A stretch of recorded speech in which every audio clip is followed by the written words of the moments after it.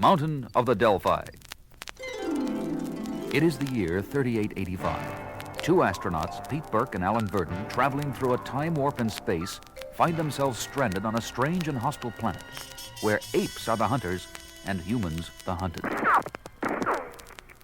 Over here, Pete, quick! Phew, that was close. Where's Galen? Right behind you.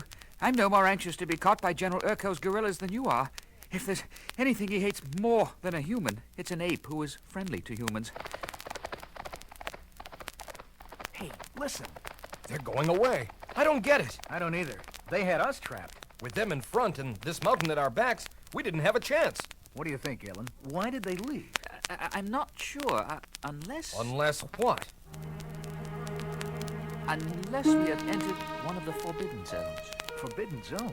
Out of a mixture of fear and superstition, our Minister of Science has designated certain areas of the country off-limits to all apes. Well, that's kind of strange, because your Dr. Zaius doesn't strike me as being the kind to fall for a lot of superstitious bunk. Quite right. His major concern is to keep apes from learning that there may have been human civilizations in ancient times equal or perhaps even superior to our own, thus upsetting the theory that apes evolved from a lower species of primates, the humans. How come you don't go along with him? I've seen evidence in archaeological research that such civilizations did indeed exist. Because I have tried to make that fact known, I have been denounced as a heretic, and now I'm a fugitive along with you. Lucky thing for us, too. We wouldn't be alive today if it weren't for you. Hey, this sure is a forbidding-looking place. That mountain rising up out of nowhere, casting its shadow over the valley below. Where are we, Galen? I can only guess, but I'd say that... What's that noise? Sounds like... Look out! Those boulders coming right down at us! Let's get out of here!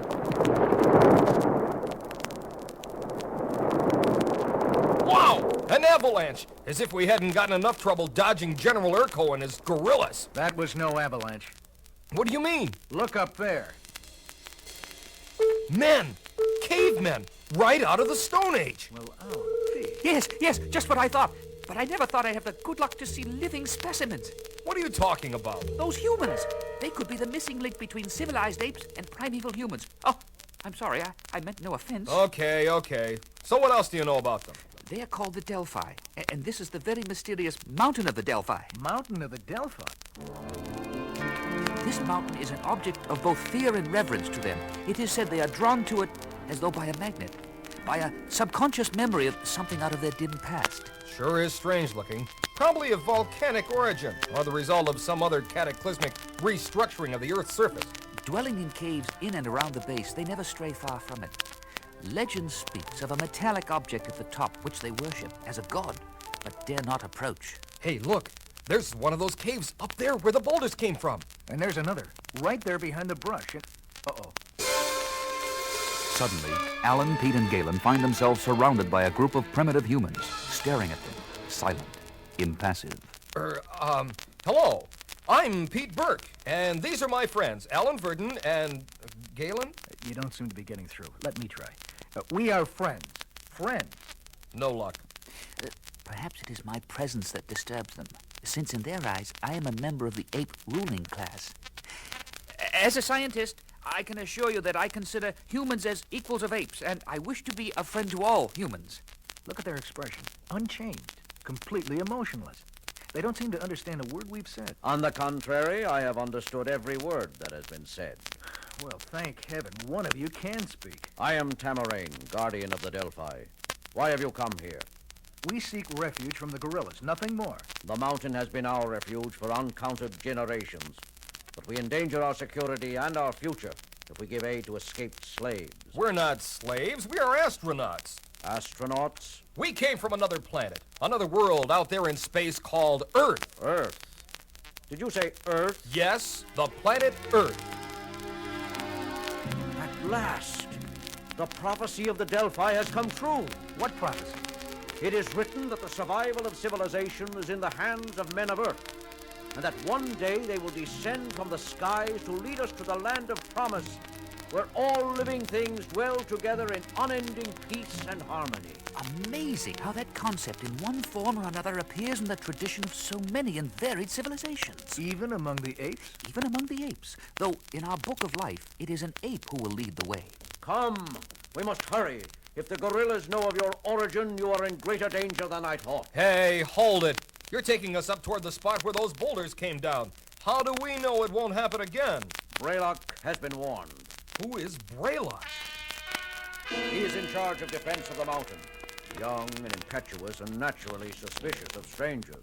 But you are safe. Just follow me. Where to?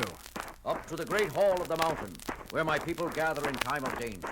Then you believe the gorillas will overcome their fear of the Forbidden Zone and come back?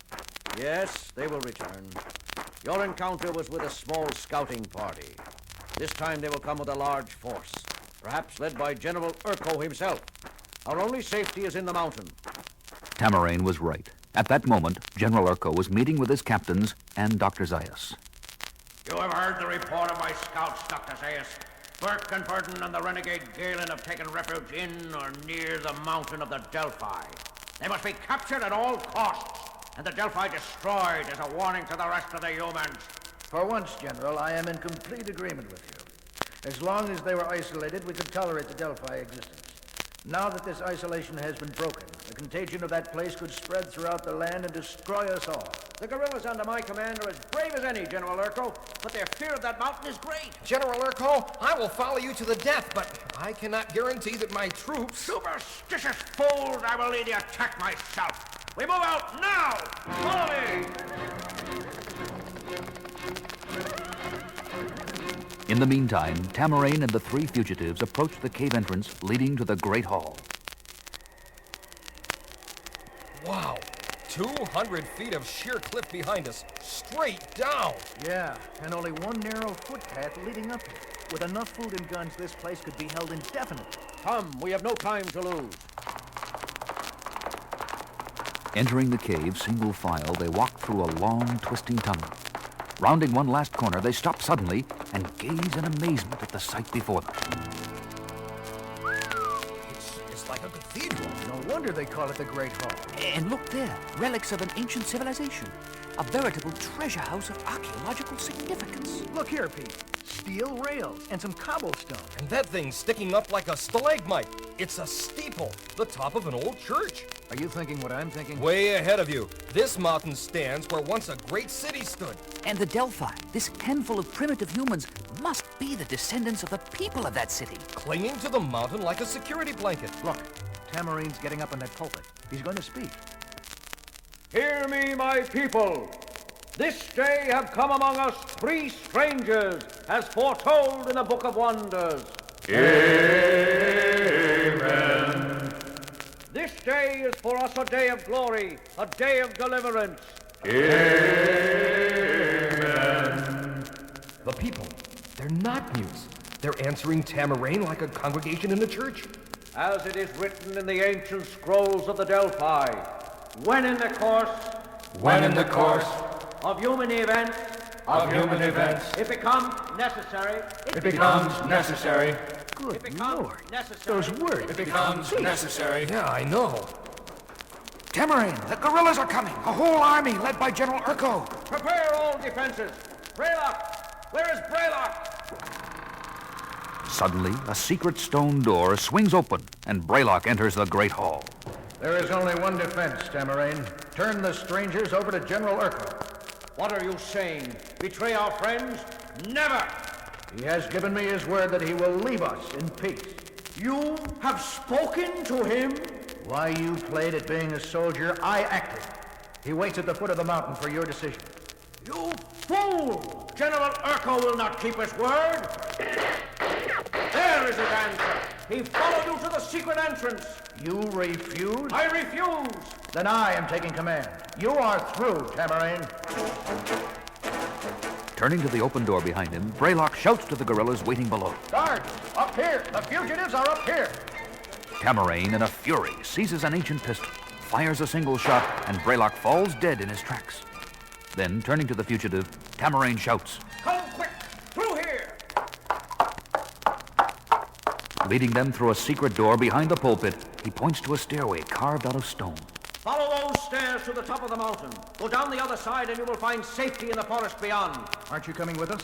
It is forbidden for any Delphi to approach the top of the mountain, home of Itrabil.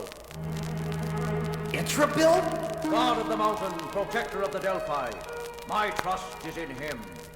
It is written that in the time of our greatest danger, Itrabil will speak, and our enemies will be destroyed. Go, now!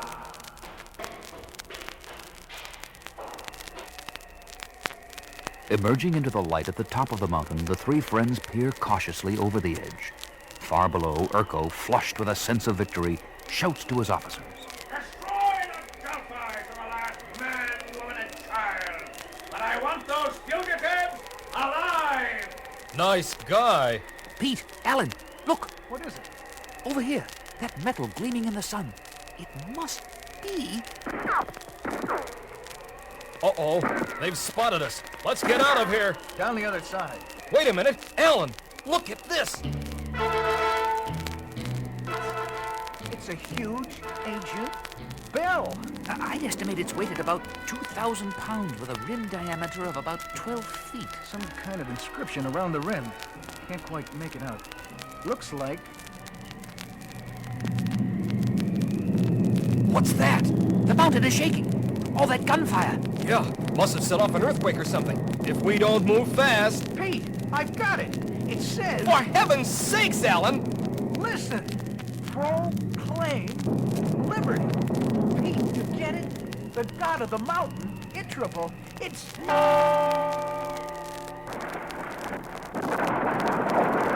Galen, Alan, quick!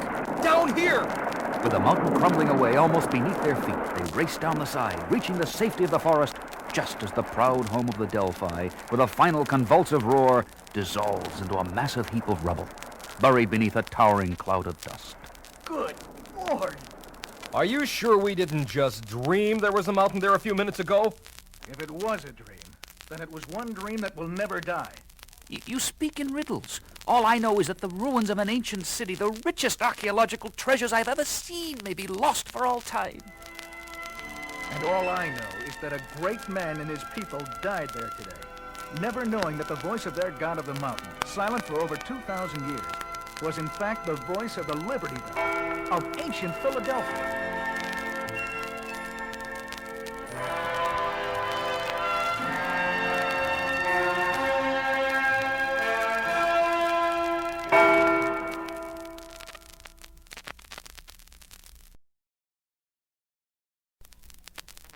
Battle of Two Worlds.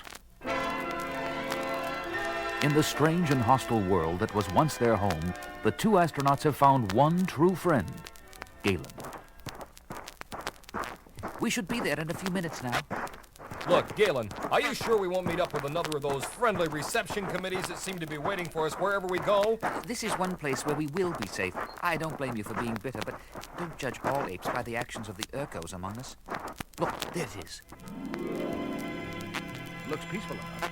I like to think this village points the way to the world of tomorrow.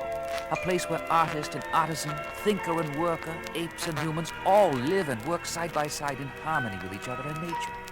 You'll see what I mean when you meet Landa. Who is Landa? An artist of rare sensitivity. Her work is filled with love and compassion for all living things. She is also prefect of the village. Prefect? A female? I thought that would surprise you. Well, here we are. But where is everybody? That is strange. I noticed that no one was working in the field, but I thought perhaps it was lunchtime. Here, I'll knock on this door. No answer. Well, let's look around some more.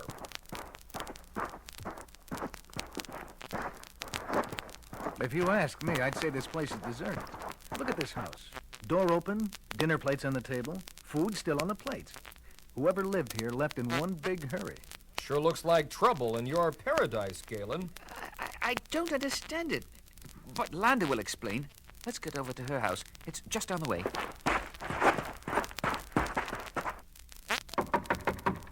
Landa? No answer. Try the door. Landa? It's me, Galen. She's not here. Oh, my. Now I am worried. Look at those paintings. Pete, Galen wasn't exaggerating. She is good. Yeah, the color, the composition. Who would ever dream an ape could create work of this caliber? Something terrible must have happened. Landa would never leave her house like this. Oh. What was that? Came from up in that loft or attic, whatever they call it. Come on, up the ladder. Landa, it's me, Galen. Oh. Where am I? Galen. Oh, Galen, I'm so glad you're here. Are you all right? Yes, I think so. Who are they? Friends of mine. Pete Burke and Alan Verdon. You have nothing to fear. What happened? The whole village deserted? You hiding up here? It was terrible. They came out of the sky. Out of the sky? What do you mean? A huge airship landed in the field at the edge of the village. An airship? Can you describe it? Here, I'll make a rough sketch. It was round, like a dish, about 30 feet in diameter and about 10 feet high. Looks like one of those experimental spacecraft we were fooling around with in the late 70s. Yeah. Go on, Landa. A large door in the side of the ship swung open and down, like this, reaching the ground. Like our naval landing craft in the old days. And two huge armored vehicles rolled down, followed by some humans on foot, carrying guns. Humans! Their leader was very efficient. Spread out. Don't let any one of those animals escape. They killed all those working in the field. No wonder we didn't see anyone there on our way in. I formed a committee representing those of us still alive in the village and tried to negotiate an end to the killing. Negotiate? You have nothing to negotiate with. But we are just a peaceful community and no possible threat to you. You and your village are of no consequence to us whatsoever. Some here are humans, just like yourself. Obviously an inferior breed, quite as expendable as the gorillas, chimpanzees, and orangutans that make up the so-called rulers of this planet. You know about our political structure. 1 week in orbit and reconnaissance was enough to give us all the information we need to take possession. Take possession with only 30 men?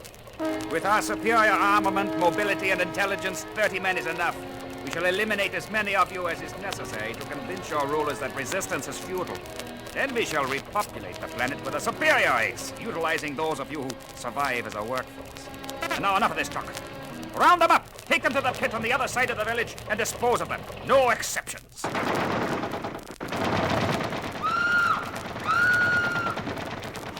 Horrible. But how did you escape? Somehow, in all the confusion, I slipped away into the woods.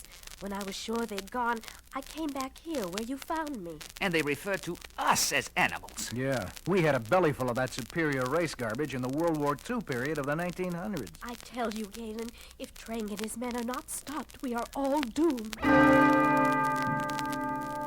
Back in Central City, an emergency meeting of the leaders of the country is in session. Dr. Zayas is speaking. The day we have long feared is upon us. A small but extremely dangerous band of killer humans have invaded our planet. Speak for yourself, Dr. Zayas. You and your intellectual friends may fear these invaders, but I fear no one. Nobody questions your courage, General Urko, but the situation is critical and calls for careful study and planning. There is no time for that. Just give the word, and my army will move to the attack within the hour. And the invader would mow your guerrillas down like grass. You wouldn't have a chance against their advanced armament. What alternative do you propose? As for me, I'd rather go down fighting than sitting here waiting for them to come and get us. In the old armory outside of the city, we do have some 20th century weapons similar to those used by the invaders. Can they be used? After so many centuries of disuse, I frankly doubt it, but it is worth looking into. You can waste time puttering around with your old antiques if you like, but I say your fears are exaggerated, and I'm giving battle orders right now. Sergeant, get the troops ready to ride. We will search out the enemy wherever he is and destroy him. Meanwhile, Pete, Alan, and Galen hold their own council of war, together with their friend Landa, in the field at the edge of the village. Here's where the ship landed. Look at that, Pete. Those tracks. They've got tanks. Yeah, probably running on high-powered batteries or nuclear fuel, though gasoline fuel is conceivable. And how do you stop tanks with rifles? Like shooting at an elephant with a pea shooter. You shoot elephants? Greedy men used to hunt them down for the ivory of their tusks, until wiser and more compassionate laws put an end to the practice. Are you going to stand there and preach morality all day? Justice versus injustice. Right against wrong. Love against hate. Isn't that what morality is all about? The conflict between good and evil is always a moral struggle. An unending battle of two worlds. And now I wonder, which side are you on?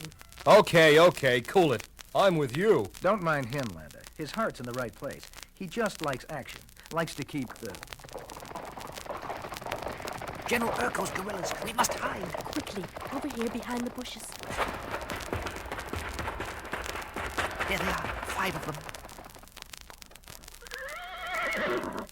Look at this, Sergeant. What do you make of those marks?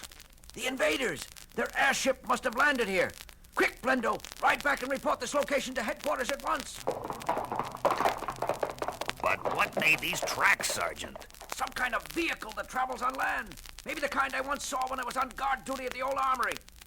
They lead that way. The old armory. Landa, do you know where it is? About 10 miles from here down that road. We've got to get there, and we sure can use those horses the gorillas have. Can you ride? Yes, I am quite expert at it. Galen? I'm not an expert, but I think I can manage to stay on. Good. Only one gorilla guarding them. Alan, let's take him.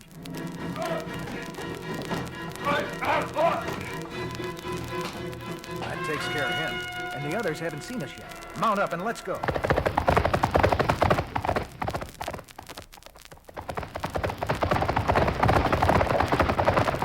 There it is, the old armory. Yeah, 2 guards in front.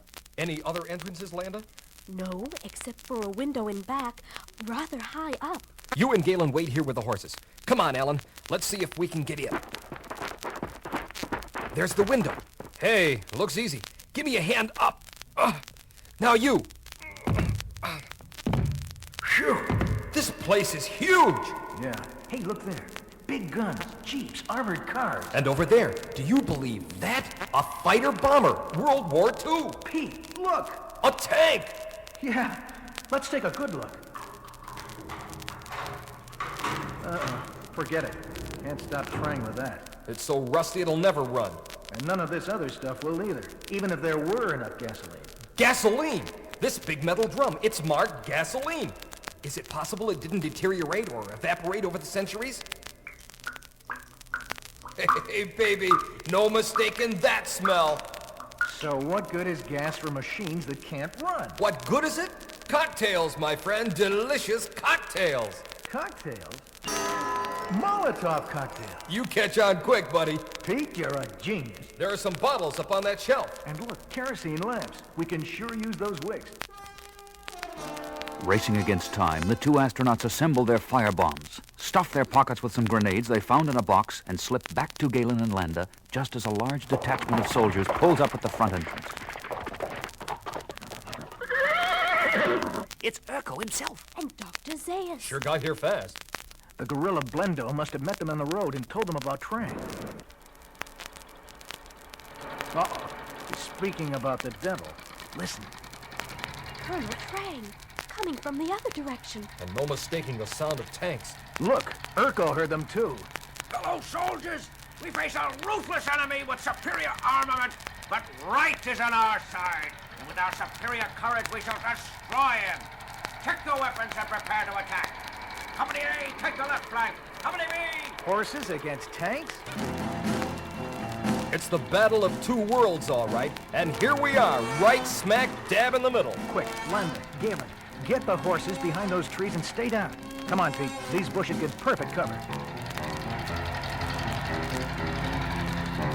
Here they come. Light up. I'll take the first one. You take number 2. Now!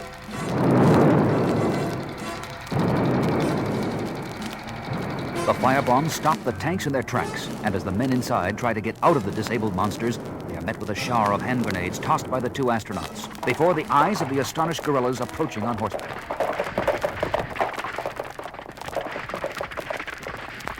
Come on, on, Pete. Let's get back to the horses. I'm with you.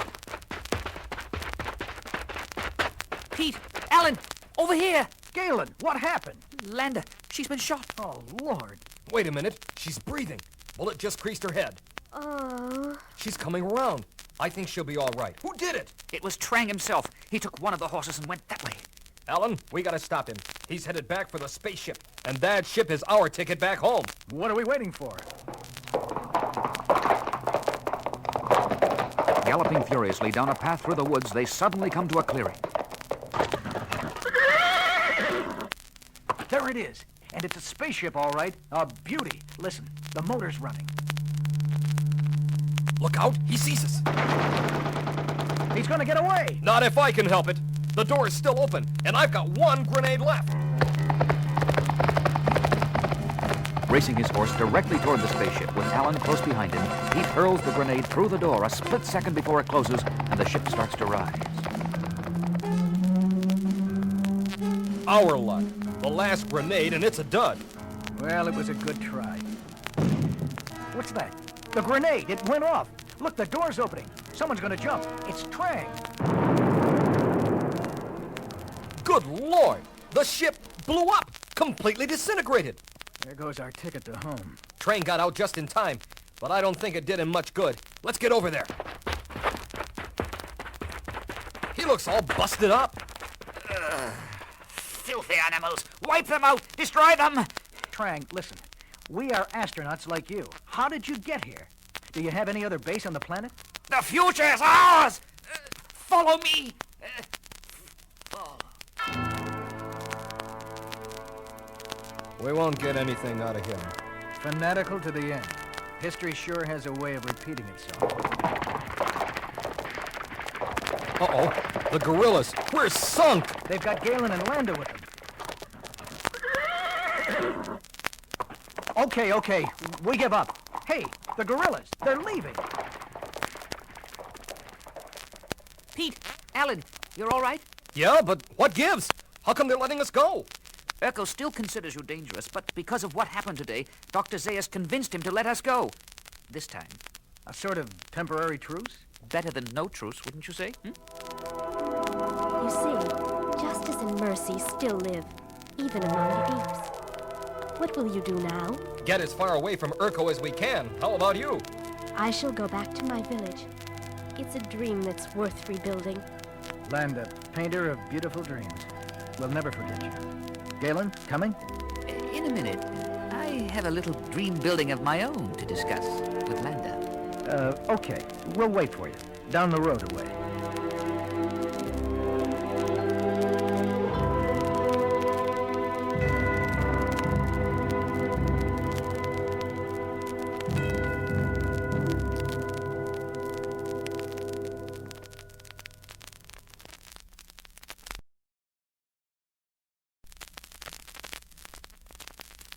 Dawn of the Tree People. Wandering across a land ravaged by a cataclysm beyond imagination in its horror, Pete, Alan, and Galen reach an area strangely untouched by the destructive forces unleashed many centuries ago. Have you guys noticed how warm it's been getting the past few days? Well, we have been moving south, so I guess things haven't changed that much in 2,000 years. According to our ape theory of evolution, the origin of apes can be traced back to an area similar to this, with the appearance first of humans, followed by the superior ape species. Uh-oh, gorillas. Yeah, looks like we're still being followed by the superior ape species. We're in luck. They didn't see us. That Urko never gives up. He's got the word out on us all over the place. Yeah. So we gotta find us a place to hole up for the night. It's gonna be dark soon, and I don't want to be caught sleeping in the open. We seem to be on the edge of a big swamp. Maybe we can find a place in there. Sure gives plenty of cover, trees and things. Ugh, I don't think I like it. What do you think, Alan? I'd rather take my chances in there than out here. Let's go.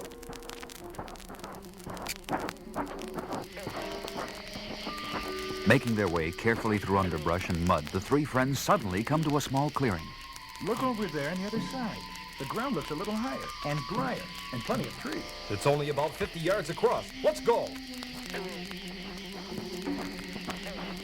I still don't like it.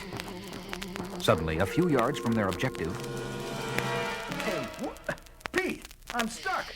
No, don't come any closer. Quicksand! Give me your hand. Quick! Bracing himself to pull his companion free, Pete's feet suddenly sink, and he too is caught in the treacherous terrain.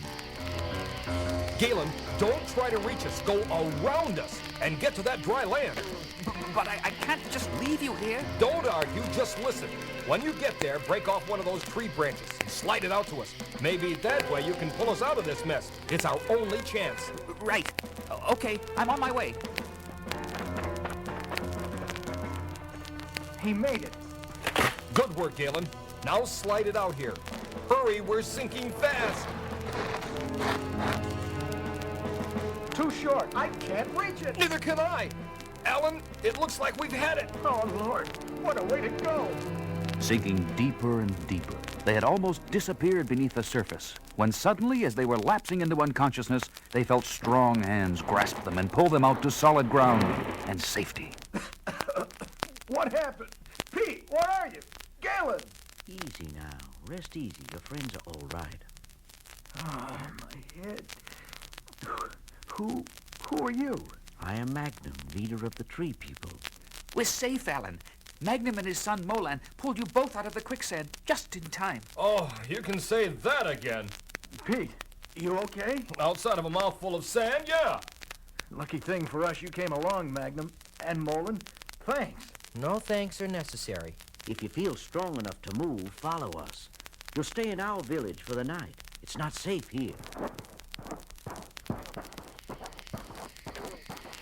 Moving with a sure-footed instinct of born woodsmen, Magnum and his son lead the group along a moss-covered path through a morass of lush vegetation, mangrove thickets, and snake-infested waters. And just as night falls... Lights ahead. Is that a welcome sight? Here we are. I must say, any place is better than where we've been. This is our village, our home. Village? Home? All I see is a big clearing in the woods. Lit up by torches. But no people and no houses. Look up. Well, what do you know? Treehouse. Guess I've seen everything. A land where apes live on the ground and humans live in trees. Driven by fear of the gorillas, my ancestors took refuge here, where the gorillas do not dare enter. I can't say that I blame them. And they built their homes in the trees to be safe from the many creatures that roam in the night. But I'd like you to meet our people, and then we'll find you a treehouse for the night. Me? Sleep in a tree? You can sleep on the ground if you prefer, but you may find alligators not the most congenial bedfellows. Alligators? I'll take the tree. Very wise of you. All right, Molan, ring the all-clear bell.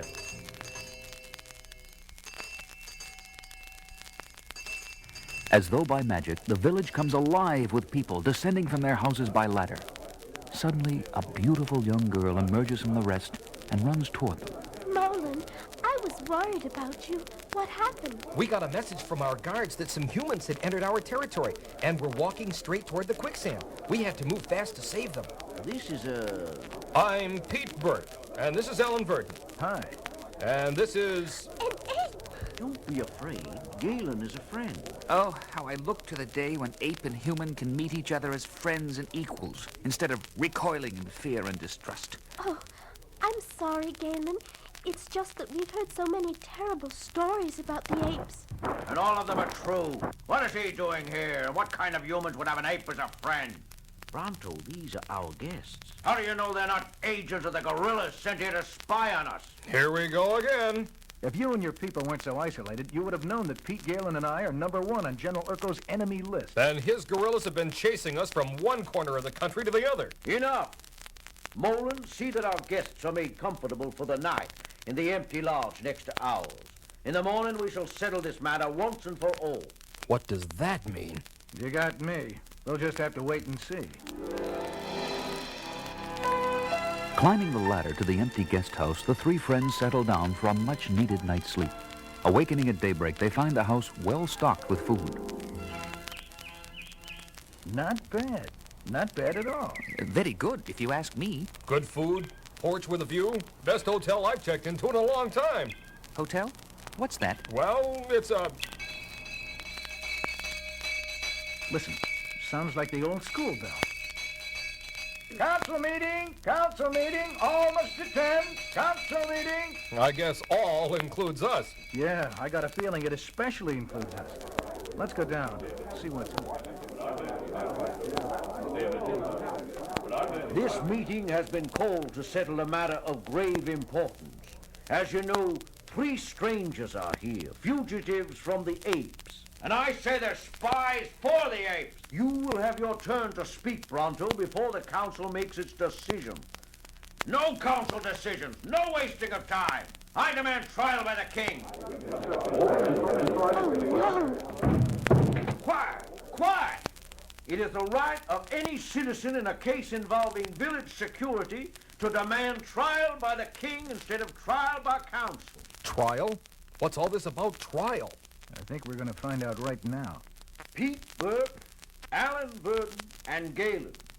In accordance with the custom of our people, one of you must accept the challenge of Bronto. Challenge to do what? One of you must fight Bronto. He's big, but looks muscle-bound. I think I can take him. Armed only with short clubs, you will meet in the waters of King's Lagoon, and the king will decide who's the winner. Surely there must be some other way. Silence.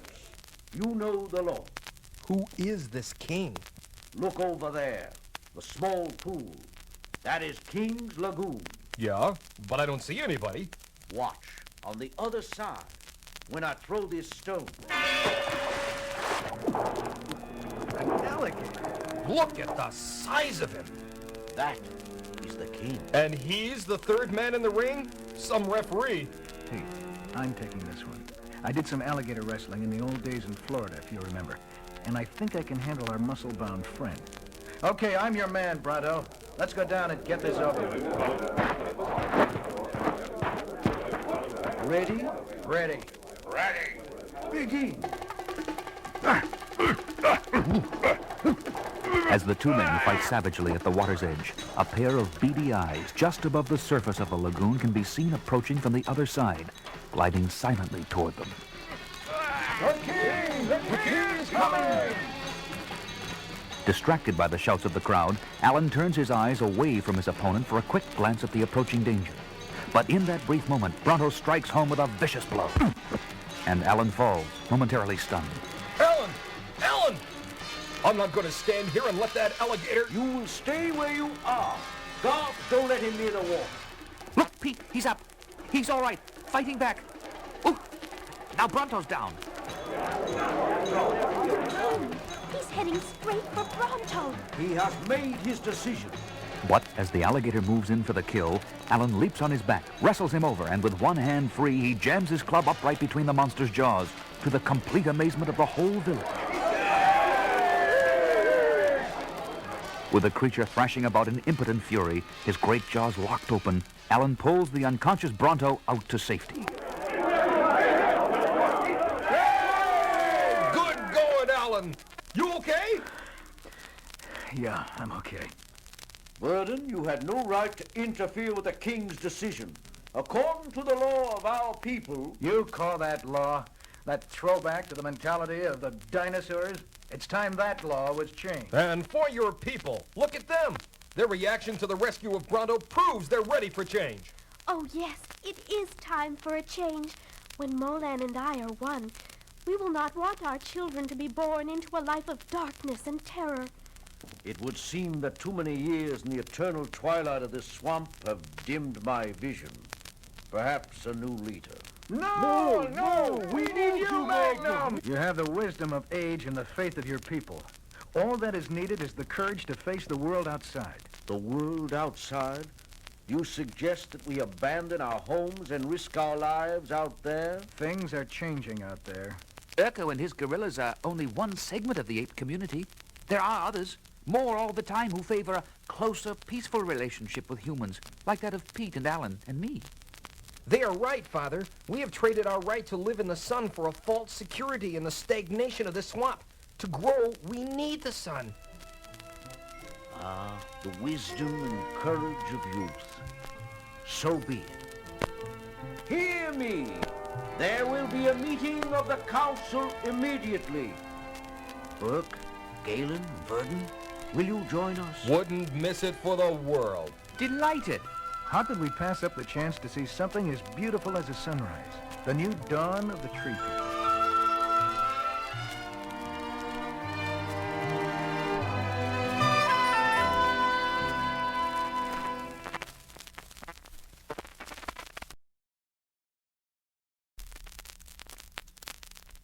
Volcano. In the upside-down world that was the planet of the apes, the divisions and hostilities within the dominant ape community were like a mirror image of the man-ruled world which preceded it. Especially acute was the conflict between the military-minded gorillas and the intellectual chimpanzees, which had been intensifying over a long period of time and now threatened to erupt into open warfare. Yes, come in. Well, don't just stand there. What do you want? Here are the reports you asked for, Dr. Zaius. Oh, just put them down here and close the door after you. There is one more thing. Well, out with it. I don't have all day. There is a Dr. Pandera waiting to see you. Pandera? Oh, yes. He's the one who has done such fine work in geothermal energy, not to mention that outlandish theory of his about shifting continental plates. Show him in. Good morning, Dr. Zaius. You are Dr. Pandera? I thought... Ah, yes, I know. You thought I was a male. Sometimes I wonder if the world will ever recognize that females are quite as capable as males of being creative outside of the obvious physiological process of childbearing. Forgive me, Doctor. My surprise overcame my sense of good manners. Please, sit down. Thank you. Now, did you bring the results of your investigation in the Pralox area? Yes, and I am quite concerned about it. The temperature of the water in the crater of Mount Pralox is rising, almost to the boiling point, and the vapor emission has increased sharply. What about earthquake activity? That, too, is alarming. Numerous minor quakes have been felt in the area, none big enough so far to cause any damage. But my studies of the motions of the continental plates... Must we go into that? I have heard of your theory, Dr. Pandera, but I really feel you are allowing fantasy to take over your usually rational thought processes. Nevertheless, through my theory of the shifting of those continental plates, I predict there will be a major earthquake along the fault line in the Mount Pralox district, preceded by massive volcanic activity sometime in the very near future. Assuming your prediction is correct, the area around the mountain is no longer fit for habitation, and everyone living there should move to another and safer location. And the sooner, the better. You realize, of course, that the Pralox area constitutes one of General Urko's strongest bases of popular support, that it is populated almost exclusively by gorillas? I am aware of that. Relations between Urko and myself have almost reached the breaking point. And recently, there have been frequent clashes between individual chimpanzees and orangutans on the one side and gorillas on the other. What does that have to do with... If the Council of Ministers, under my instructions, orders an evacuation of the Pralox area, I hesitate to predict its effect on General Urko and his hotheads. The worst fears of Dr. Zaius were at that moment being confirmed at General Urko's headquarters, where a meeting of all his commanders is in session. I have called you together today because of grave developments in our country.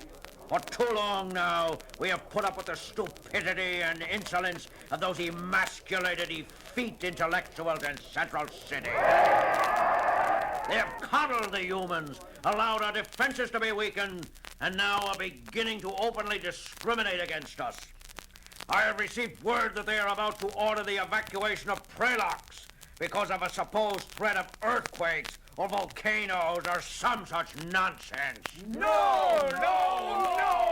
It's a trick to split the gorillas. Divide and conquer. I am from Pralox, and my people are not afraid of a few rumbles of the earth and harmless columns of steam, which we have seen for years. We will not be stampeded by some chicken-hearted chimps in Central City. Well said, Captain Soma. But the issue has gone beyond all this. The issue now is, who is to rule the nation? Those witch doctors with their mumbo-jumbo pronouncements taken from dusty old books? Or the great gorilla people, you and I, the true protectors of law and order? Urko! Captain Soma, you will proceed at once to... Unaware of the growing feud among the apes, the three fugitives, Pete, Alan, and Galen, stand on a low hill overlooking the only village in the Pralox area inhabited by humans. If I didn't know better, I'd swear we were near old Yellowstone Park. Yeah. Those geysers around here sure remind me of Old Faithful. But we're nowhere near the Rockies. Rockies? Old Faithful? Yellowstone? I never heard of them. What are they? Well, hey, look, something's going on down there. The villagers have gathered around that chimp on the horse, and they look pretty excited. Let's move down closer. Maybe we can hear what it's all about. This is our home, all we have in the world. How can we leave it? And how do you know the danger is so great? We've seen smoke from the mountain many times before, and nothing ever happened. The order to evacuate comes from Dr. Zaius himself. Although Mount Pralox has been inactive for centuries, the scientists say it will erupt at any moment now, destroying everything for miles around. Your lives are in danger. Uh-oh, gorillas. Humans, don't listen to that lying chimp. It's just a trick to cheat you out of your possessions. And I order you to stay in your homes. Guards, shoot him. Shoot that chimp. They killed him. Those dirty... And the same thing will happen to any human who disobeys my order. From now on, the gorillas and the gorillas alone are running this country. That was Captain Soma. Urkel's next in command. So what? One gorilla's about as bad as another when he's got a gun on you. It is against our law for ape to kill ape. If Urkel's top commander deliberately breaks that law, it can only mean one thing. Well? The gorillas are in open revolt. They fear there will be the same kind of fratricidal war among apes that destroyed the civilization of humans. Hey, what's that? Am I dreaming or did the ground shake for a second? You weren't dreaming. And it was shaking. And look at that column of steam from Mount Pralox. I don't like the look of this thing. Neither do I. I think Dr. Zaius and his scientists are right. This place is gonna blow. We gotta get out of here. And we've got to convince the humans in that village to leave. They must leave. What a spot they're in. If they stay, the volcano will get them. And if they try to leave, the gorillas will. If you ask me, they have no choice. They've got to leave and take their chances with the gorillas. And we've got to convince them. Let's go. They race down into the village, and without hesitation, Pete climbs on a box in the center of a crowd of bewildered, frightened villagers. Listen! Listen to me! You've got to leave this place right now! Who are you? You don't belong here. Who I am doesn't matter. Your lives are in danger if you stay here. You must leave. You came in here with an ape. Why should we listen to you? Let him speak. My life is at stake here, too, and I want to hear what he has to say. Mount Pralox has become a live volcano. At any moment now, it will explode and flaming red-hot lava will come flowing down, destroying and burying everything in its path. And that means this whole village. I've seen volcanoes in action, and I beg you, leave now! It's Captain Soma and his gorillas again. Who are you, human? And what? Say, aren't you... Guards, seize him! He is one of the fugitive astronauts, and there are his friends Bearden and Galen. Seize them all! Suddenly, with a violent explosion, the top of the mountain blew off, and a fiery fountain of incandescent lava shot high in the air, cascading in showers over the mountainside, and soon the deadly flow of lava began. Let's get out of here. Everybody, follow me! Nobody needed to be told to leave at this point. Even the gorillas finally realized that Dr. Zaius had been telling the truth and raced back to warn their own people to evacuate. A little later, on a small hill beyond the reach of the lava, Pete, Alan, and Galen survey the scene of devastation before them. Wow! I've never seen anything like that in my life. The village, gone. Buried under that river of flame. Looks like the people got out just in time, thank heaven. They lost everything they had in this world. Their homes, their livestock. But they have their lives, and they can build new homes. But if there is a war on top of all this... The gorillas are not my favorite people, but they are not utterly devoid of reason. You think they'll call off their war? Unlike the humans of 2,000 years ago, I believe my fellow apes will see the precipice ahead and pull back in time. I think they will learn the lesson of the volcano. Amen.